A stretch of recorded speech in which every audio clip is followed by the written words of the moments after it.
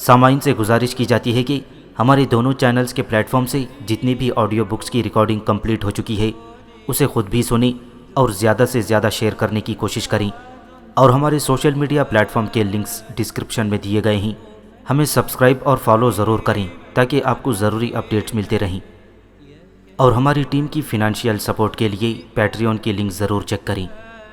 جزاک اللہ۔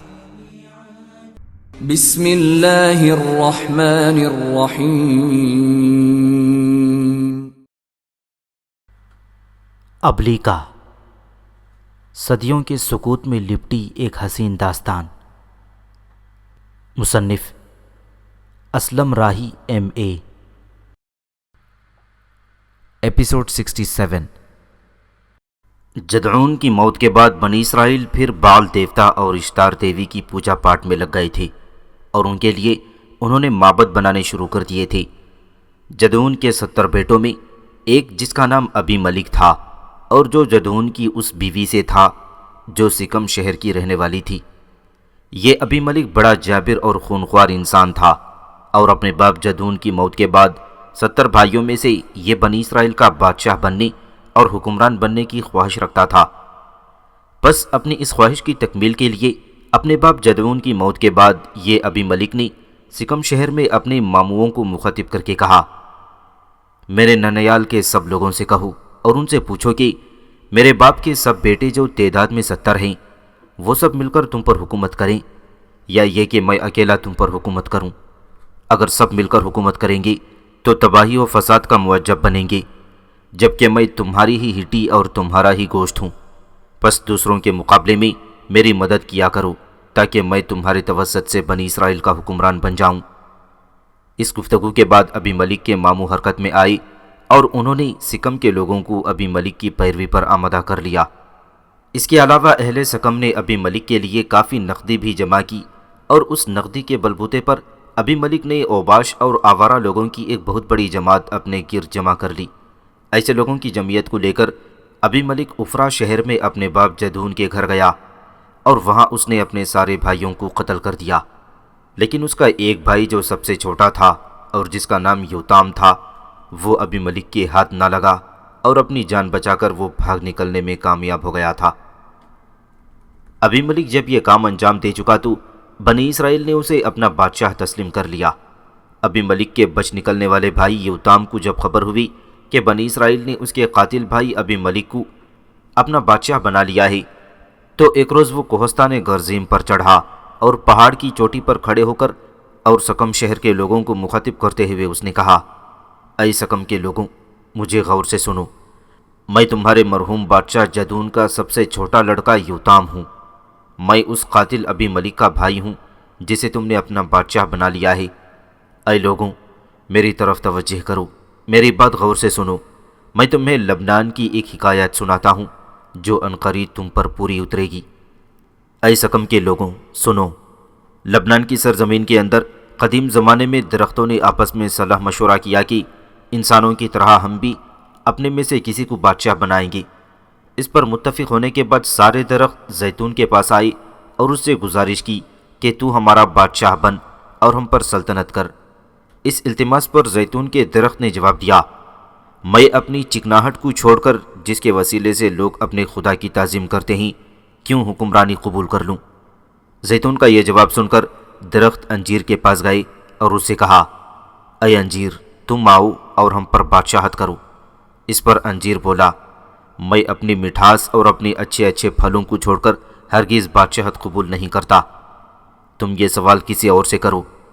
اس پر درخت انگور کی بیل کے پاس گئے اور اسے کہنے لگے، اے انگور کی بیل، تو ہی ہم پر حکمرانی کر۔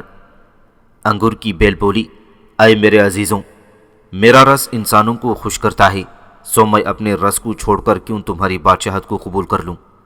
اے سکم کے لوگوں، پھلدار درختوں سے مایوس ہونے کے بعد درخت اونٹ کٹارے کے پاس گئے اور اس سے التماس کی کہ اے اونٹ کٹاری، تو ہی ہم پر حکمرانی کر۔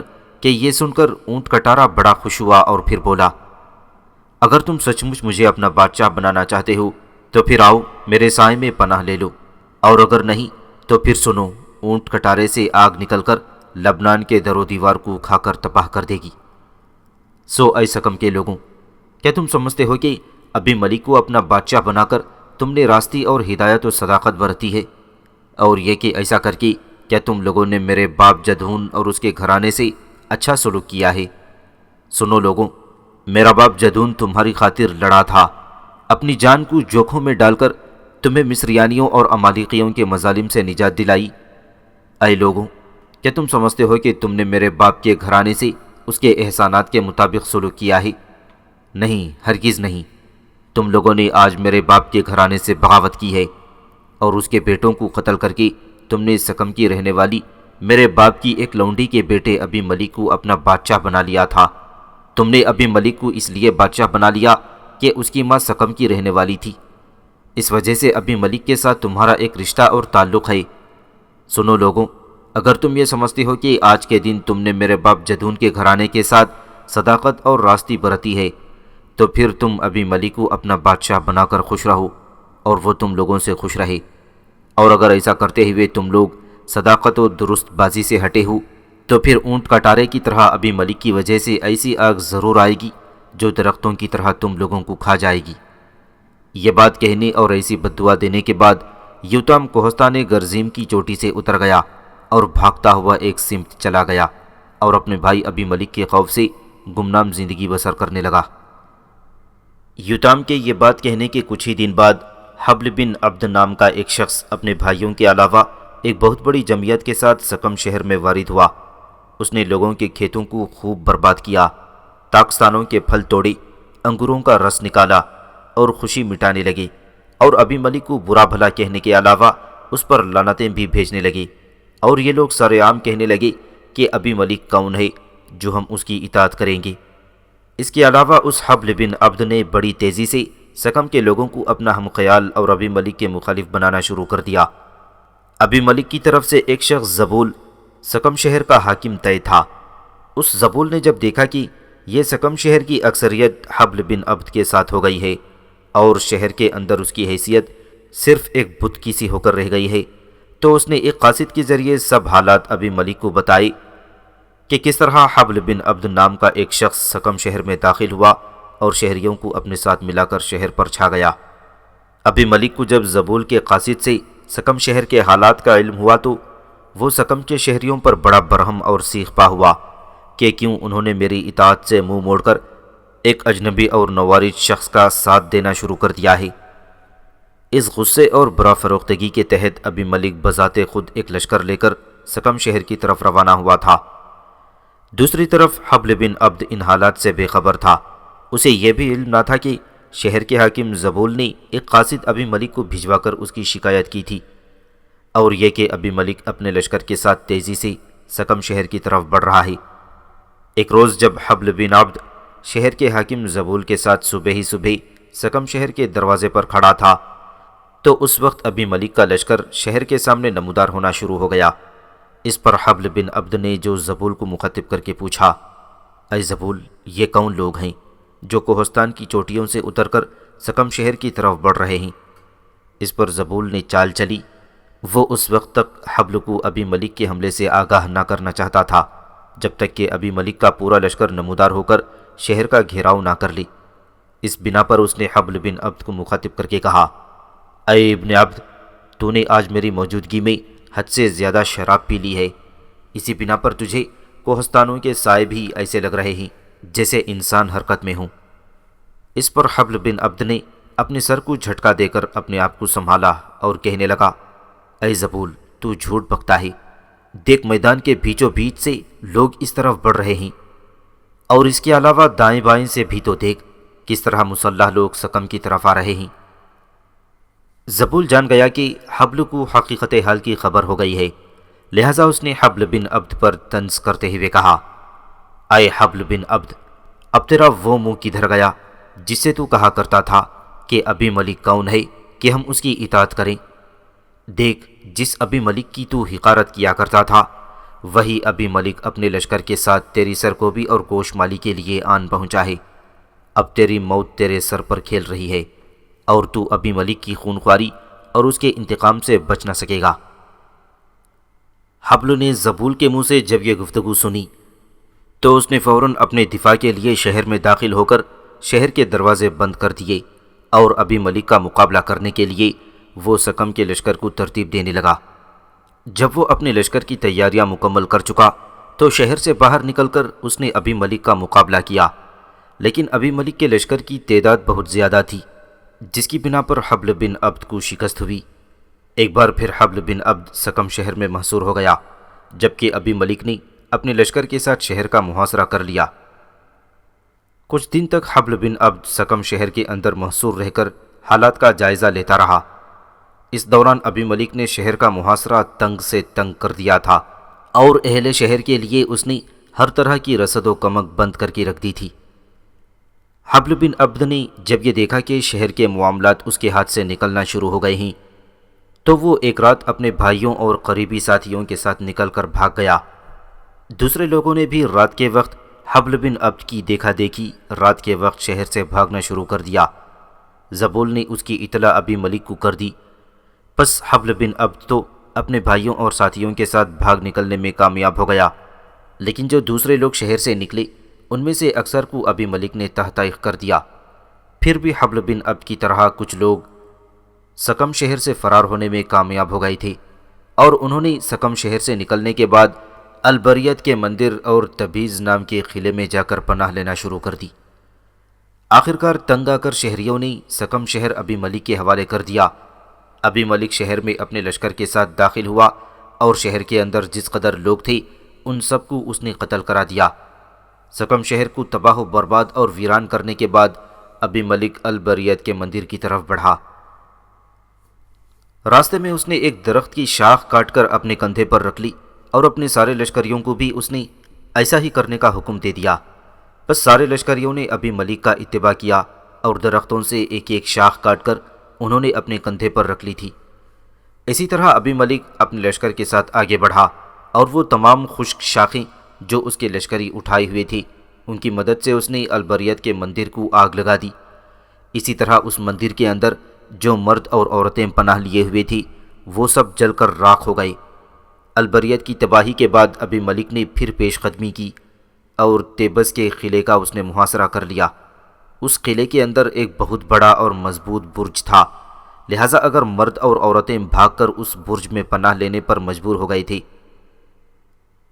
تبیز جو ایک قلعہ ہونے کے علاوہ ایک شہر ہی تھا، اس میں ابی ملک کے محاصرے کے باعث خوف و ہراس پھیل گیا، جبکہ ابی ملک شہر پر آخری اور فیصلہ کن ضرب لگانے کے لیے شہر اور قلعے کی فصیل کے گرد گھوم کر کسی ایسے کمزور حصے کو تلاش کرنے لگا جہاں سے وہ حملہ آور ہو کر اپنی فتح کو یقینی بنا سکے اور شہر والوں پر قابو پا کر ان کا قتل عام کر سکے۔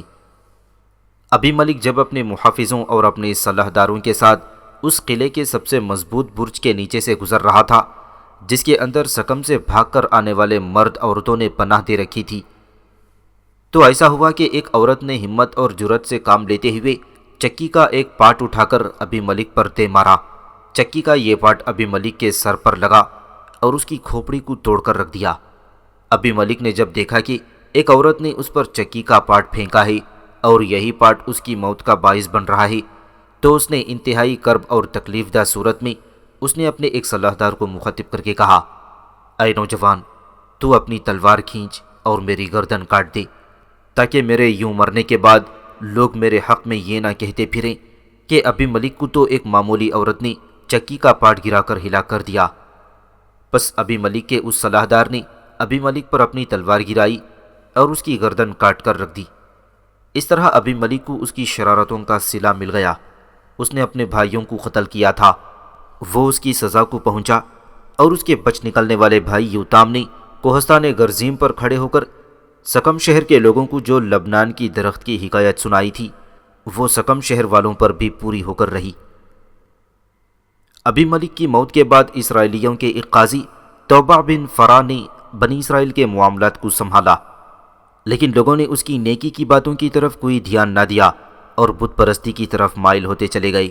توبہ کے بعد ایک دوسرے قاضی یاشیر اٹھا، اس نے بھی بنی اسرائیل کو راہ راست پر لانے کی بہتری کوشش کی، لیکن بنی اسرائیل خدائے واحد کو بھول کر بال دیوتا اور اشتار دیوی کی عبادت میں لگے رہے، اور اب تو بنی اسرائیل نے کنانیوں کے بال اور اشتار کے علاوہ آرائیوں، موابیوں، بنوؤں، فلسطینیوں اور دیگر اقوام کے دیوتاؤں کی پرستش بھی شروع کر دی تھی۔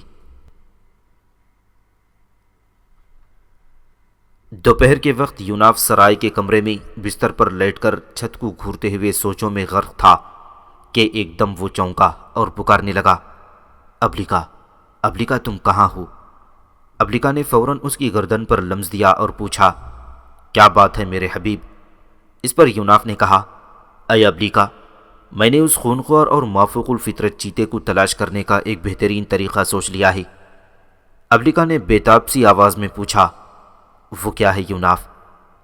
یوناف نے کہا، اے ابلیکا، میں ابھی سردار مجستہ کے پاس جاتا ہوں اور اسے یہ کہتا ہوں کہ لوہے اور لکڑی کا ایک مضبوط پنجرہ تیار کرائے جس کا ایک مضبوط دروازہ ہو اور دروازے سے باہر ایک کنڈی لگی ہو، اور اس پنجرے کو غار سے باہر رکھ کر چیتے کو پیش کی جانے والی بکری اس پنجرے کے اندر باندھ دی جائے۔ میں اپنی ساری قوتوں کو حرکت میں لا کر وہاں موجود رہوں گا اور کسی کو دکھائی نہ دوں گا۔ پس رات کے وقت جب وہ چیتا بکری کو کھانے پنجرے میں داخل ہوگا تو میں پنجرے کا دروازہ باہر سے بند کر کے کنڈی لگا دوں گا۔ پس چیتے کو اس پنجرے سے نکلنے کے لیے اور پنجرے کی کنڈی کھولنے کے لیے انسانی روپ میں آنا ہوگا۔ اور اے ابلیکا، جب وہ چیتا کنڈی کھول کر باہر نکلنے کے لیے انسانی روپ دھارے گا تو میں اسے پہچان لوں گا کہ وہ کون ہے۔ اس کے بعد میں اس پر قابو پانے کی کوشش شروع کر دوں گا۔ ابلیکا مسکراتی اور توصیف آمیز آواز میں کہنے لگی، اے یوناف، یہ ایک بہترین اور کارآمد طریقہ ثابت ہوگا۔ اس کے ساتھ ہی یوناف جست لگا کر اپنے بستر سے اٹھ کھڑا ہوا اور کہنے لگا، اے ابلیکا، میں اب سردار مجستہ کی طرف جاتا ہوں۔ پھر یوناف اپنے کمرے سے باہر آیا اور سرائے سے نکل کر وہ بستی کی طرف جا رہا تھا۔ یوناف ابھی سرائے سے تھوڑی ہی دور گیا تھا کہ اسے اپنے سامنے بستی کی طرف سے 3 افراد آتے دکھائی دیے۔ ان میں سے ایک سردار مجستہ تھا، دوسری اس کی بیٹی قرطیسہ اور اس کے ساتھ کوئی اور نوجوان تھا۔ اچانک ایک طرف سے 3-4 کتے نمودار ہوئے اور ان پر بری طرح بھونکنے لگے۔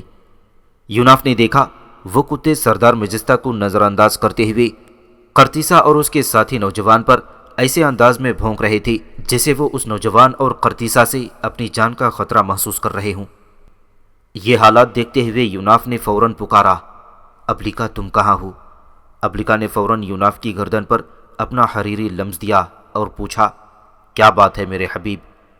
یوناف وہاں رک گیا اور رازداری میں اس نے کہا، اے ابلیکا، میں نے ان مافوق الفطرت نر مادہ چیتوں کو پا لیا ہے اور وہ دونوں ہمارے سامنے سردار مجستہ کے ساتھ آ رہے ہیں۔ اے ابلیکا، ان کتوں کا مجستہ کو نظر انداز کر کے قرطیسہ اور اس کے ساتھ آنے والے جوان پر بھونکنا اس بات کا ثبوت ہے کہ کتے ان پر نہیں بلکہ ان کے اندر جو چیتے کی فطرت اور خمیر ہے اس پر اپنے لیے خطرہ محسوس کرتے ہوئے بھونک رہے ہیں۔ اور دیکھو یہ کتے کیسے اب بھی لگاتار ان دونوں پر بھونک رہے ہیں اور مجستہ کو وہ لگاتار سارے ہی نظر انداز کرتے جا رہے ہیں۔ ابلیکا، گو میں ان دونوں کو اب جان چکا ہوں، پھر یہ پنجرے کے اندر بکری کے باندھنے والی تجویز پر بھی عمل ضرور کروں گا تاکہ میرے ان اندازوں کی توثیق بھی ہو جائے۔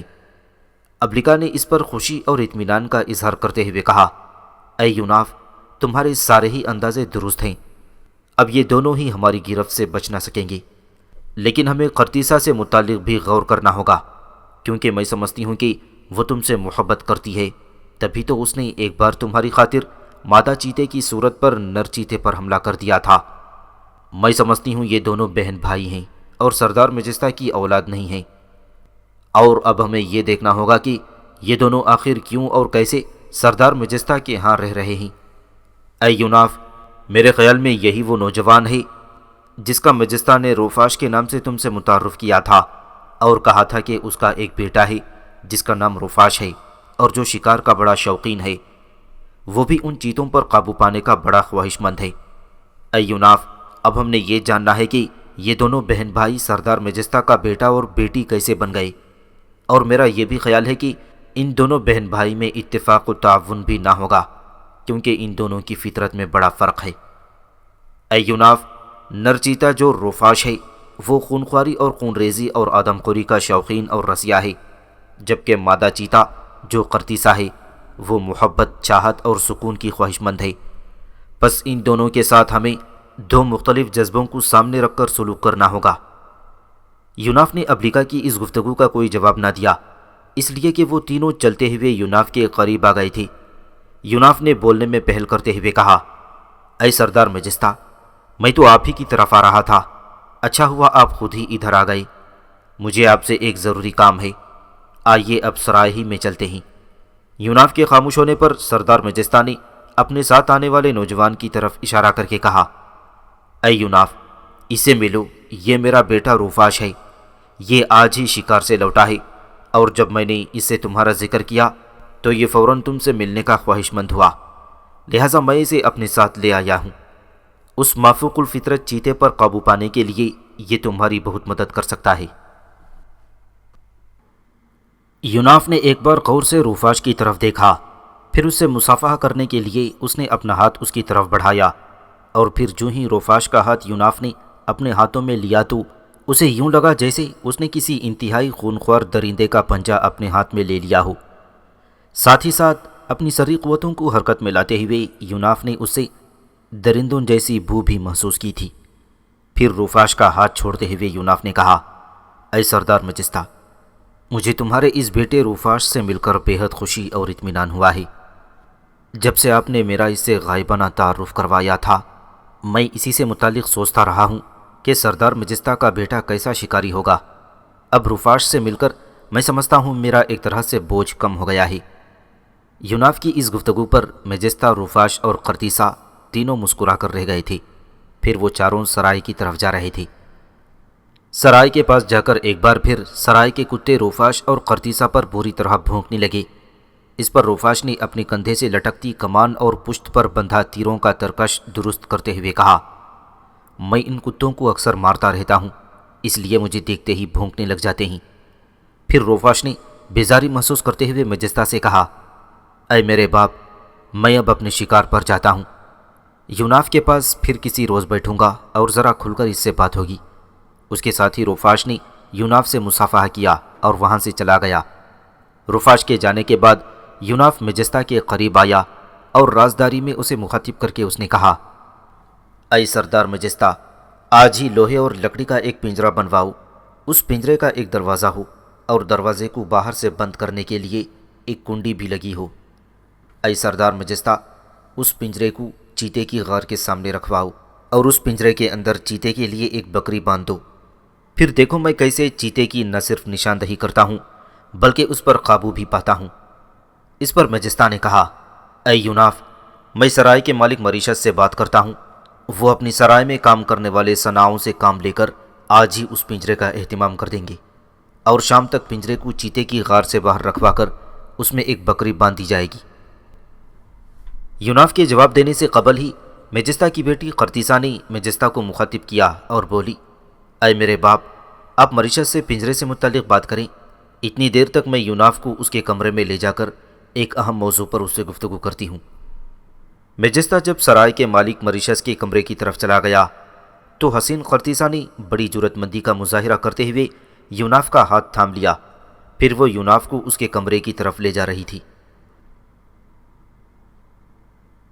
جس وقت مجستہ کی بیٹی قرطیسہ نے یوناف کا ہاتھ اپنے ہاتھ میں لیا تھا، اس وقت یوناف کو ایسا لگا جیسے حسین قرطیسہ کے اس لمس سے اس پر کسی ساحرانہ عمل کی ابتدا ہو گئی ہو، یا وہ آصف زدہ فضاؤں کے اندر اڑنے لگا ہو۔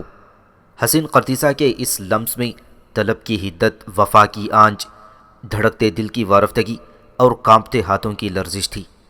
اس لمس سے یوناف پر ایک ہیجانی کیفیت ہی طاری ہو گئی تھی، اور وہ ایسا محسوس کر رہا تھا گویا وہ خوابوں کی دھند اور دلاویز تخیلات میں تحلیل ہو کر رہ گیا ہو۔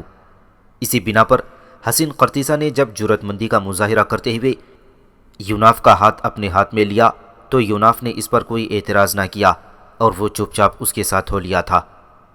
قرطیسہ یوناف کو اس کے کمرے میں لائی، اور جب وہ دونوں ایک دوسرے کے آمنے سامنے بیٹھے تب یوناف نے قرطیسہ کو مخاطب کر کے پوچھا، اے حسین قرطیسہ، تو علیحدگی میں مجھ سے کیا کہنا چاہتی ہے، اور تیرا باپ مجستہ اس پر کیا سوچے گا کہ تو کیوں مجھے علیحدگی میں لے گئی ہے اور مجھ سے کیا چاہتی ہے؟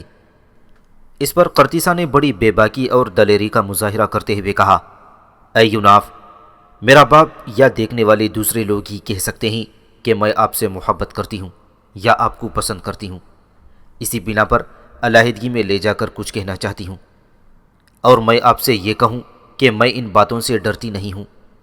میں نے تو اپنے باپ مجستہ سے بھی کھل کر یہ کہہ دیا ہے کہ میں آپ کو پسند کرتی ہوں۔ ہو سکتا ہے میرے باپ آپ سے میری شادی کی بات کریں، لہٰذا میری آپ سے استدعا ہے کہ آپ انکار نہ کریں۔ میں آپ کو یقین دلاتی ہوں کہ میں نہ صرف آپ کی مخالف قوتوں سے آپ کی حفاظت کروں گی، بلکہ آپ کے لیے ایسی وفا شعار بن کر رہوں گی جیسے جسم کے لیے اس کی روح۔ یوناف نے غور سے قرطیسہ کی طرف دیکھا اور کسی قدر تعجب کا اظہار کرتے ہوئے اس نے پوچھا، اے قرطیسہ، کیا صرف یہی بات کہنے کے لیے تم مجھے یوں علیحدگی میں لے کر آئی ہو؟ قرطیسہ نے کہا، نہیں، ہرگز نہیں، یہ بات تو دوران گفتگو ضمناً نکل آئی تھی تو میں نے کہہ دی، ورنہ میں تو آپ سے یہ کہنے کے لیے آپ کو علیحدگی میں لائی ہوں کہ آپ میرے بھائی روفاش سے محتاط رہیں، وہ آپ کا دشمن ہے اور آپ کو نقصان پہنچا سکتا ہے۔ یوناف نے غور سے قرطیسہ کی طرف دیکھا اور پوچھا، تمہارا بھائی روفاش کس بنا پر میرا دشمن ہے اور کیوں مجھے نقصان پہنچا سکتا ہے؟ اس استفسار پر قرطیسہ نے مغموم آواز اور پرسوز لہجے میں کہا، وہ مجھے پسند کرتا ہے اور مجھ سے محبت کرتا ہے اور مجھ سے شادی کرنے کا خواہاں ہے، لیکن اب جب اسے یہ خبر ہوئی کہ میں آپ کو پسند کرتی ہوں اور آپ سے شادی کرنے کی آرزو مند ہوں تو وہ آپ کا دشمن بن گیا ہے۔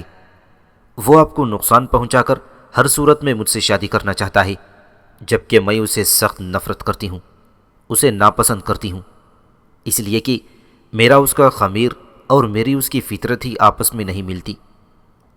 اس انکشاف پر یوناف نے حیرت کا اظہار کرتے ہوئے پوچھا، اے قرطیسہ، کیا تم روفاش کی سگی بہن نہیں ہو؟ قرطیسہ نے اقرار کیا، ہاں، میں اس کی سگی بہن ہوں۔ یوناف نے اس بار زور دے کر پوچھا، تو پھر تمہاری شادی اس سے کیسے اور کیوں کر ہو سکتی ہے؟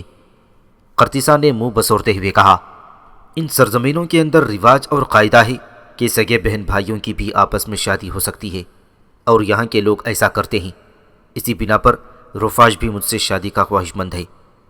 اس بار یوناف نے اپنا فیصلہ دیتے ہوئے کہا، تمہارا حسن اور تمہاری دلکشی ہی ایسی ہے کہ ہر کوئی تم سے شادی کا خواہش مند ہوگا۔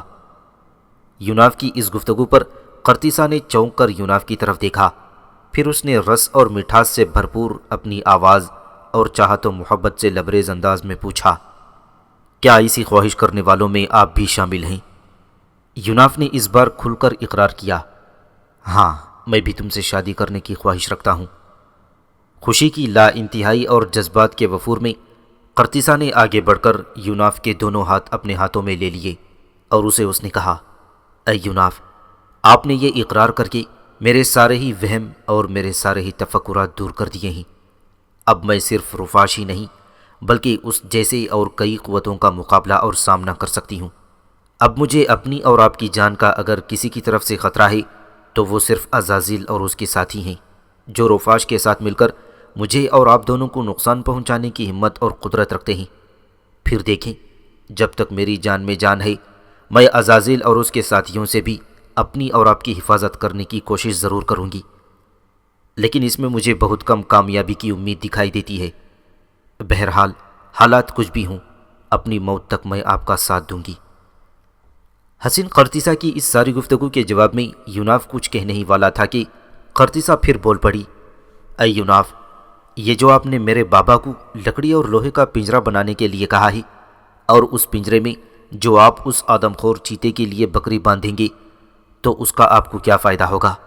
وہ چیتا بڑے آرام سے اس پنجرے میں داخل ہوگا اور بکری کھا کر نکل جائے گا، پھر پنجرا بنانے کا کیا فائدہ؟ اور اے یوناف، میں آپ کو یہ مشورہ بھی دوں گی کہ آپ اس چیتے کا خیال ترک کر دیں۔ وہ ایک انتہائی طاقتور اور مافوق الفطرت چیتا ہے اور آپ کسی بھی صورت پر اس پر قابو نہ پا سکیں گے، بلکہ مجھے خطرہ ہے کہ وہ چیتا کہیں آپ کو ہی نقصان نہ پہنچا دے۔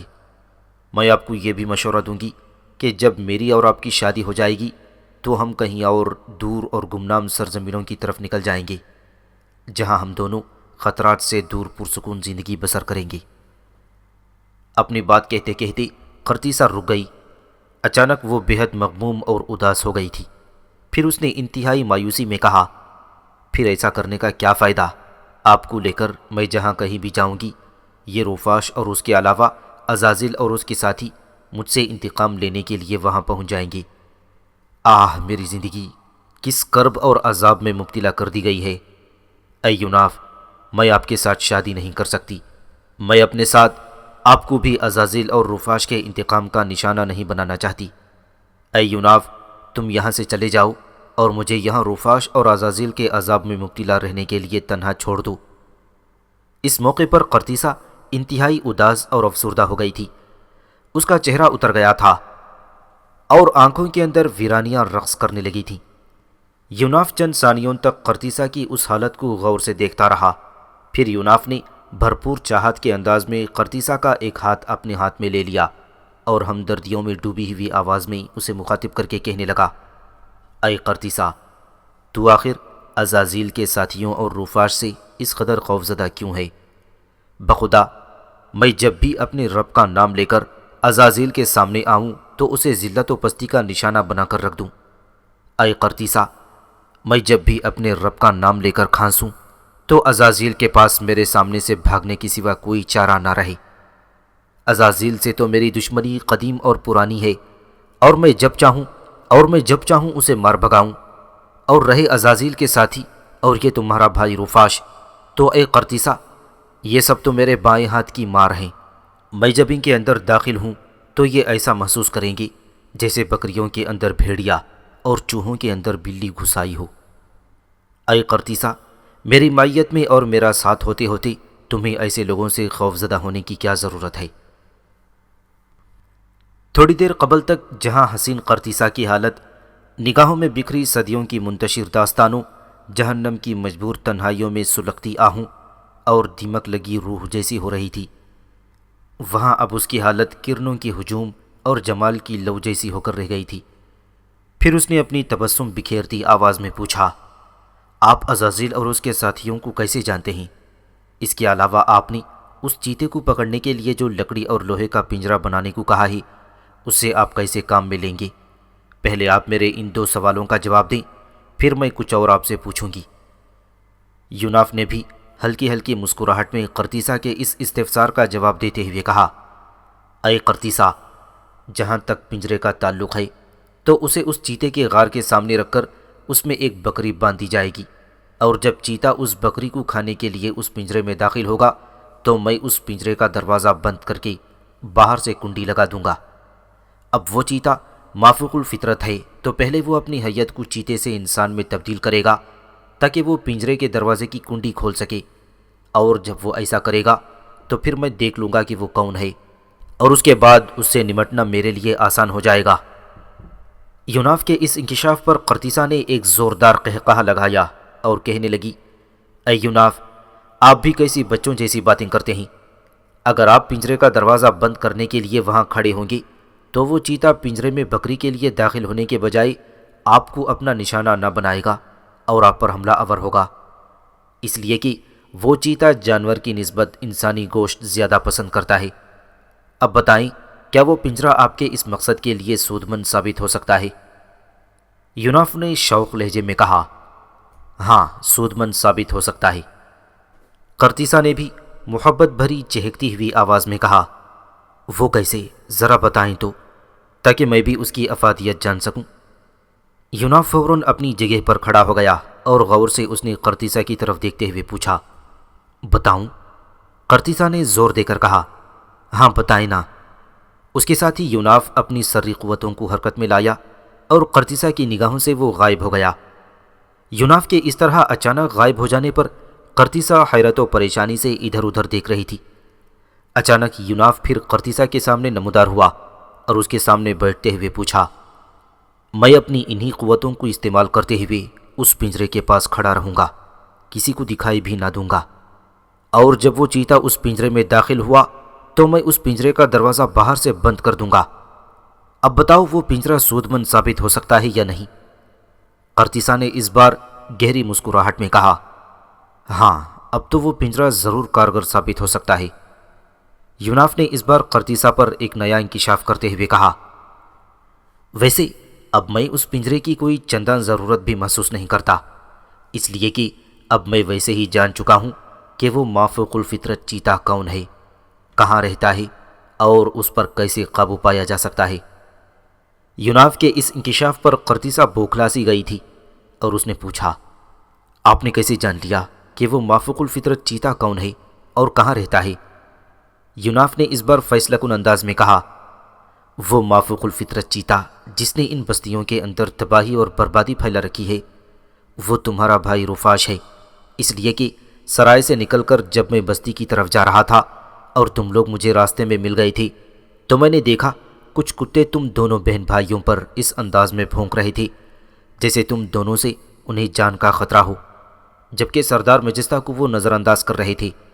پھر سرائے کے پاس آ کر بھی تم دونوں پر کتے بری طرح بھونکتے رہے، اور اس طرح مجھے یقین ہو گیا تھا کہ مافوق الفطرت نرمادہ چیتے تم دونوں بہن بھائی ہی ہو، اور میرا یہ یقین اس وقت اور زیادہ پختہ ہو گیا جب تم نے میرے اس کمرے میں عزازیل کا ذکر کیا اور اس سے خدشہ اور خطرہ محسوس کیا تھا۔ یوناف ذرا رک کر پھر کہنے لگا، اب میں وہ پنجرہ اس لیے بنا رہا ہوں کہ اس پنجرے کے پاس میں اپنی سری قوتوں کو استعمال کر کے سردار مجستہ کو بھی کھڑا کروں گا، وہ بھی کسی کو دکھائی نہ دے گا۔ اس طرح وہ اپنی آنکھوں سے دیکھ لے گا کہ روفاش جسے وہ اپنا بیٹا کہتا ہے وہی دراصل وہ مافوق الفطرت چیتا ہے جس نے ان علاقوں کے اندر تباہی اور بربادی پھیلا رکھی ہے۔ یوناف کے اس انکشاف پر قرطیسہ بیچاری کی گردن جھک گئی تھی، اس کا چہرہ پیلا پڑ گیا تھا، اور جب اس کی آنکھوں میں دور دور تک ویرانیاں اور سنسانیاں برس رہی تھیں تو یوناف چند ثانیوں تک اپنے سامنے سر جھکائے بیٹھی قرطیسہ کو غور اور انہماک سے دیکھتا رہا۔ پھر اس نے نرمی اور چاہتوں بھری آواز میں قرطیسہ کو مخاطب کرتے ہوئے کہنے لگا، اے قرطیسہ، تم فکر مند نہ ہو، یہ جاننے کے باوجود کہ تم ایک مافوق الفطرت لڑکی ہو اور کسی بھی لمحے انسان سے چیتے کا روپ دھار کر تم جس پر چاہو حملہ آور ہو سکتی ہو، لیکن میں جانتا ہوں کہ تو نے آج تک خونخواری اور آدم خوری کا مظاہرہ نہیں کیا۔ میں یہ بھی جانتا ہوں کہ تم مجھے پسند کرتی ہو، اور اس کا ثبوت تم پہلے ہی اس وقت دے چکی ہو کہ جب میں ایک روز رات گئے سردار مجستہ کی حویلی سے سرائے کی طرف جا رہا تھا اور راستے میں اس چیتے نے مجھ پر حملہ کر دیا تھا، تو اس سمے تم بھی وہاں نمودار ہوئی تھی اور میری حمایت میں تم نے اس چیتے پر مجھے بچانے کے لیے حملہ کر دیا۔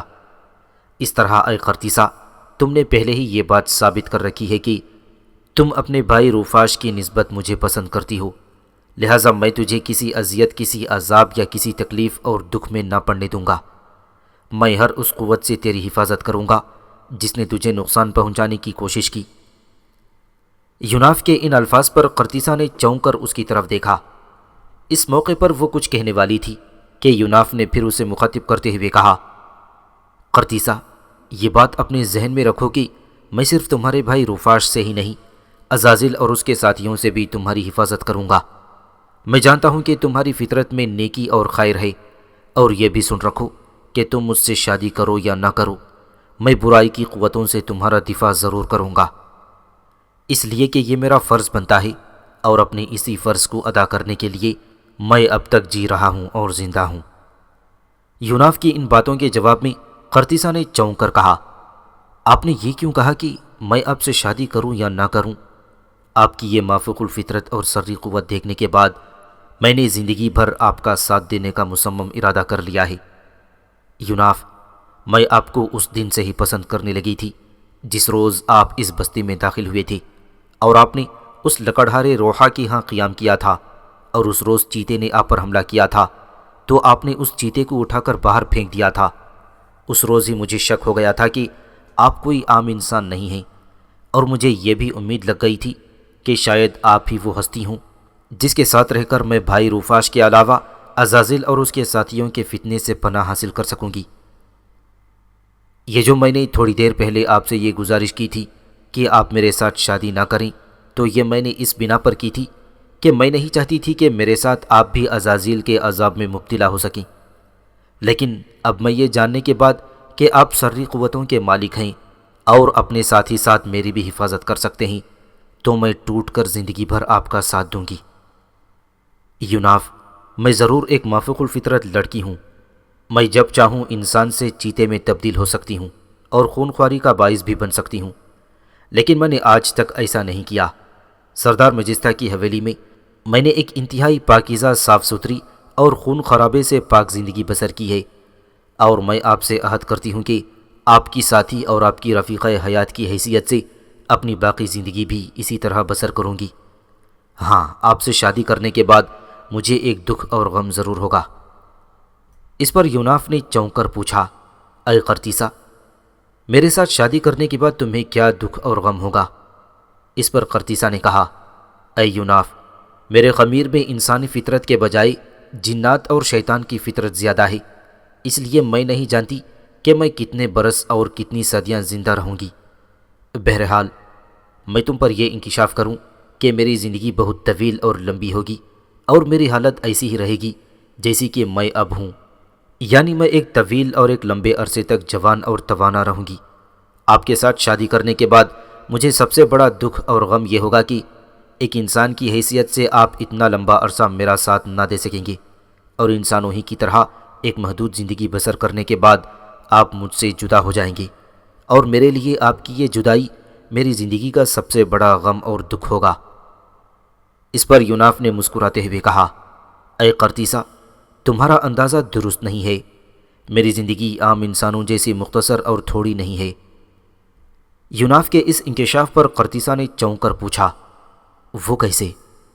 یوناف نے مسکراتے ہوئے اپنی داستان سنائی، اے قرطیسہ، میرے ناسوت پر لاہوت کا عمل ہے۔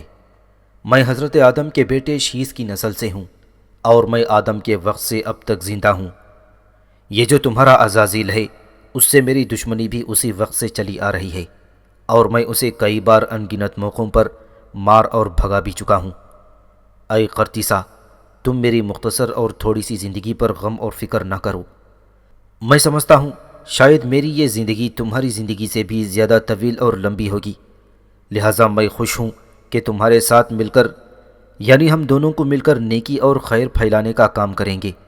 اور اے قرطیسہ، یہ جو میں نے تھوڑی دیر قبل اچانک تمہاری نگاہوں سے غائب ہو جانے کا مظاہرہ کیا ہے، تو اس کے علاوہ بھی میرے پاس بہت سی سری اور لاہوتی قوتیں ہیں، جنہیں میں استعمال کر کے آج تک عزازیل اور اس کے ساتھیوں کے فتنے کو ختم کرتا رہا ہوں، اور اکثر ان پر غالب رہتا ہوں۔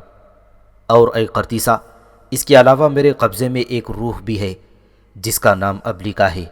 وہ انتہائی نیک، انتہائی ہمدرد اور چاہت کا مظاہرہ کرنے والی ہے، اور اس وقت بھی وہ یہیں میری اور تمہاری گفتگو کو سن رہی ہے۔ اب آج کے بعد میرے ساتھ وہ مقدس روح جس کا نام میں نے تمہیں ابلیکا بتایا ہے، وہ شیطانی قوتوں سے تمہاری بھی حفاظت کیا کرے گی۔ اے قرطیسہ، اب بولو تم کب تک میرے ساتھ شادی کرنے پر تیار ہو سکتی ہو؟ یوناف کے اس سوال پر قرطیسہ نے مسکراتی اور گنگناتی ہوئی آواز میں کہا، اے یوناف، اب اس میں تیاری کی کون سی بات ہے؟ میں ابھی اور اسی وقت آپ کے ساتھ شادی کرنے پر تیار اور رضامند ہوں۔ آپ اس سلسلے میں سردار مجستہ سے بات کریں، اس لیے کہ میں نے ان کے ہاں ایک بیٹی ہی جیسی زندگی بسر کی ہے، اور قسم مجھے اپنے خالق خداوند کی، میں نے آج تک اسے ایک حقیقی باپ ہی جان کر اس سے محبت کی ہے، ہمیشہ اس کا احترام کیا ہے، اور کبھی کوئی ایسی بات ہرگز نہیں کی کہ جس میں اس کی سبکی یا بے عزتی کا خدشہ ہو۔ اے یوناف، میری آپ سے ایک اور گزارش ہے کہ آپ سردار مجستہ پر فی الفور یہ انکشاف نہ کریں کہ ان آبادیوں اور بستیوں کے اندر جو چیتا خون خواری اور آدم خوری کا باعث بن رہا ہے وہ روفاش ہے، اور جب کہ میں اس کی بہن ہوں تو وہ مجھ سے نفرت کرنے لگے گا، اور آپ کے ساتھ میری شادی میں کوئی دلچسپی نہ لے گا۔ میں چاہتی ہوں کہ پہلے آپ سے میری شادی ہو جائے، اس کے بعد آپ سردار مجستہ پر یہ انکشاف کریں، پھر اگر اس نے مجھ سے نفرت کا اظہار بھی کیا تو میں اس سے برداشت کر جاؤں گی، اس لیے کہ میں آپ کے ساتھ آپ کی بیوی کی حیثیت سے خوش اور مطمئن رہوں گی، اور اگر سردار مجستہ نے مجھے یہاں رہنے نہ دیا تو میں آپ کے ساتھ کہیں اور چلی جاؤں گی۔ بہرحال میری آپ سے یہ گزارش ہے کہ میری شادی کے بعد آپ سردار مجستہ پر یہ انکشاف کریں کہ روفاش ان علاقوں کی تباہی اور بربادی کا باعث بن رہا ہے۔ قرطیسہ جب خاموش ہوئی تب یوناف نے پھر اسے مخاطب کرتے ہوئے کہا، اے قرطیسہ، تم مغموم اور فکر مند نہ ہو، میں تمہارے ساتھ اپنی شادی کے بعد ہی سردار مجستہ پر یہ سارے انکشافات کروں گا، لیکن اس سے پہلے تم ایک بات بتاؤ تاکہ میں تمہاری مکمل تفصیل جان سکوں۔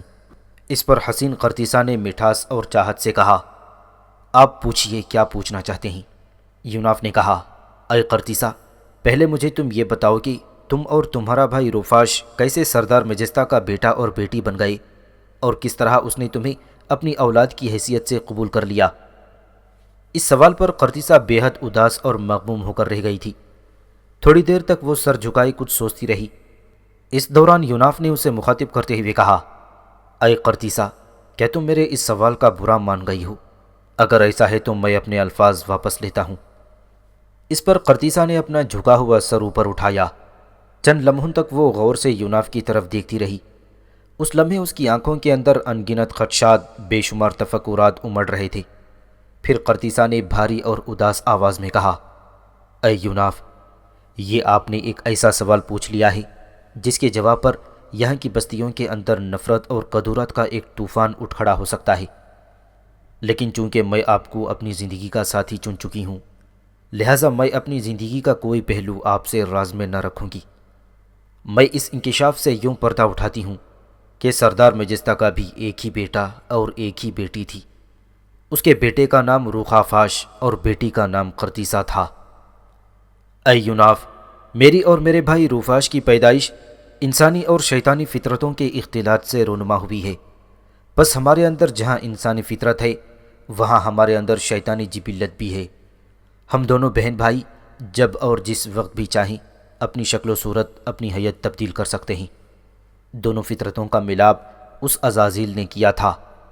میری اور میرے بھائی کی پیدائش اس غار میں ہوئی تھی جسے آج کل چیتے کی غار کہتے ہیں۔ ہم دونوں جڑوا بہن بھائی ہیں۔ چونکہ لوگ خوف و ہراس کے باعث چیتے کی غار کی طرف نہیں جاتے تھے، لہٰذا ہم دونوں نے اسی غار کے اندر جنم لیا اور پرورش پائی۔ ایک روز اس کمبخت عزازیل نے ہمیں ایک ناپسندیدہ اور کریہہ کام کرنے کا حکم دیا، اور وہ کام یہ تھا کہ ہم سردار مجستہ کے بیٹے اور بیٹی کو ختم کر کے ان دونوں کے روپ میں سردار مجستہ کے بیٹے اور بیٹی کا کردار ادا کریں اور اس بستی کے اندر زندگی بسر کریں۔ پس اے یوناف، اس عزازیل کے حکم پر میرے بھائی نے اس وقت جبکہ اس کا اور میرا کوئی نام نہ تھا، سردار مجستہ کے بیٹے اور بیٹی کو قتل کر دیا۔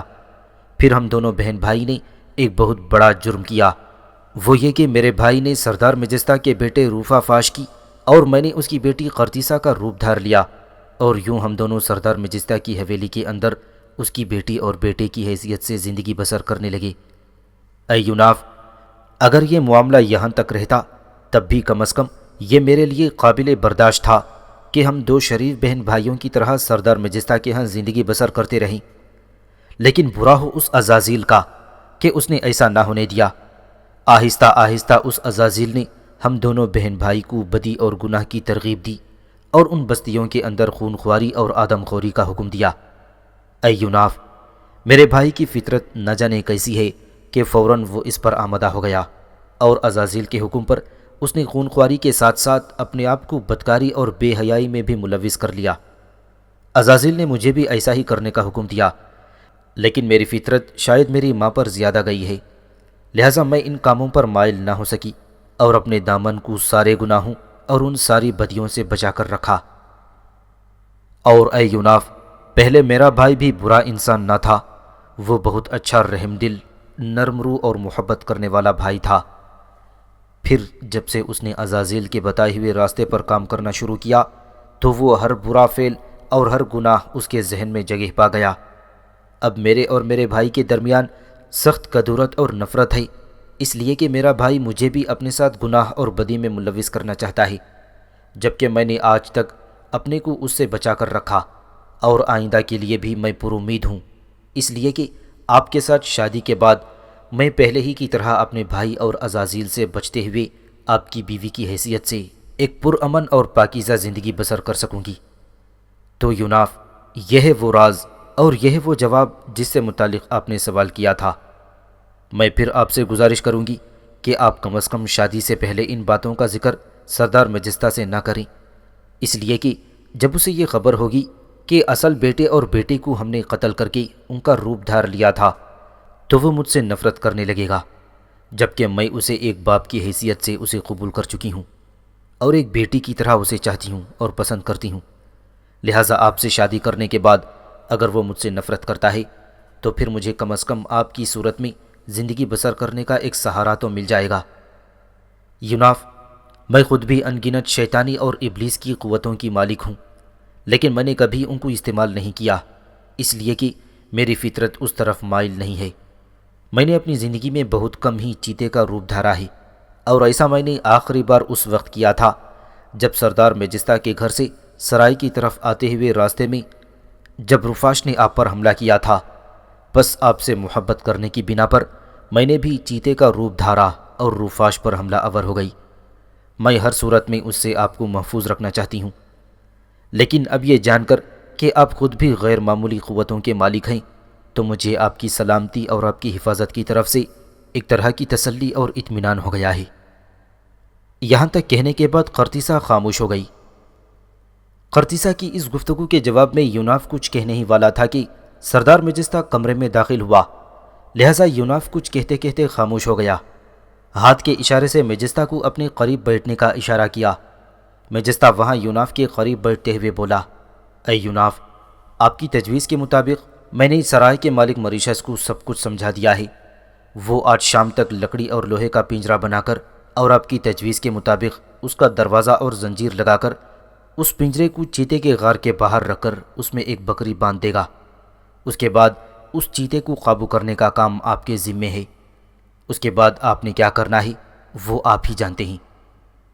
یوناف نے مسکراتے ہوئے کہا، اے سردار میجستہ، یہ بات تو میں آپ سے بعد میں کہوں گا کہ اس پنجرے اور اس میں بندھی ہوئی بکری کا ہم کیا کریں گے، لیکن پہلے میں تمہیں اس فیصلے سے آگاہ کرنا چاہتا ہوں جو میں اور تمہاری بیٹی قرطیسہ نے مل کر کیا ہے، اور مجھے امید ہے کہ جو میں گزارش تم سے کرنے والا ہوں تم میری اس التماس کو ٹھکراؤ گے نہیں۔ اس پر میجستہ نے بڑی انکساری اور عاجزی میں کہا، اے یوناف، تم کیسی باتیں کرتے ہو؟ تم مجھ سے التماس اور گزارش نہیں بلکہ تم مجھے حکم دے سکتے ہو، اور میں تمہیں یقین دلاتا ہوں کہ میں تمہارے ہر کام کا اتباع کروں گا۔ میجستہ کی اس یقین دہانی کے جواب میں یوناف نے ایک مضبوط عزم کا مظاہرہ کرتے ہوئے کہا، اے سردار میجستہ، میں اور تمہاری بیٹی قرطیسہ نے آپس میں شادی کر لینے کا فیصلہ کیا ہے، کیا تمہیں اس میں کوئی اختلاف ہے؟ یوناف کے اس انکشاف پر سردار میجستہ کی آنکھوں میں بے پناہ خوشیاں اور اس کے چہرے پر طمانینت کے طوفان رقص کرنے لگے تھے، اور اس نے بے پناہ خوشی کا اظہار کرتے ہوئے کہا، اے یوناف، تم دونوں کے اس فیصلے پر مجھے بے پناہ خوشی ہوئی ہے، اس لیے جو فیصلہ تم نے قرطیسہ سے مل کر کیا ہے اسی کے لیے تو میں تم سے گزارش کرنے والا تھا۔ اے یوناف، میں خود تم سے کہنے والا تھا کہ تم میری بیٹی قرطیسہ سے شادی کر لو، اس لیے کہ تمہاری آمد کے چند ہی دن بعد میری بیٹی قرطیسہ تمہیں پسند کرنے لگی تھی، اور اس نے کھل کر مجھے بتا دیا تھا کہ وہ تم سے محبت کرتی ہے اور یہ کہ تم سے شادی کرنے پر آمادہ ہے۔ میں خود کسی موقع کی تلاش میں تھا جب میں تم سے قرطیسہ کے ساتھ شادی کرنے کی گزارش کر سکتا تھا۔ بہرحال اب جب کہ تم دونوں نے مل کر خود ہی یہ فیصلہ کر لیا ہے تو مجھے تم دونوں کے اس باہمی فیصلے پر بے حد خوشی ہوئی ہے۔ سردار میجستہ چند ثانیوں تک خاموش رہا، پھر دوبارہ اس نے یوناف کو مخاطب کرتے ہوئے کہا، اے یوناف، جب تمہارے اور میری بیٹی قرطیسہ کے درمیان یہ فیصلہ ہو ہی چکا ہے تو تم دونوں ابھی اور اسی وقت میرے ساتھ میری حویلی میں جاتے ہی تم دونوں کی شادی کر دوں گا۔ اسی طرح ایک عرصے بعد نہ صرف میری حویلی میں بلکہ ہماری بستی کے اندر تم دونوں کی شادی خوشی کا باعث بنے گی۔ تم دونوں اٹھو اور میرے ساتھ چلو۔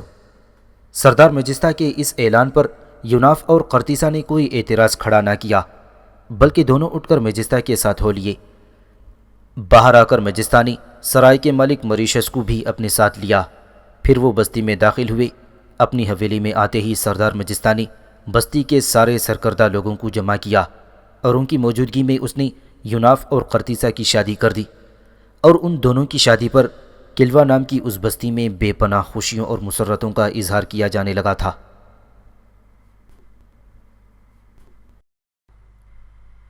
ابلی کا 5000 صفحات پر مشتمل ایک طویل داستان ہے۔ اس مکمل داستان کی پرکشش تحریر لکھنے میں مصنف نے مندرجہ بالا کتابوں سے مدد لی ہے۔ تفہیم القرآن، مصنف ابو العلا مودودی۔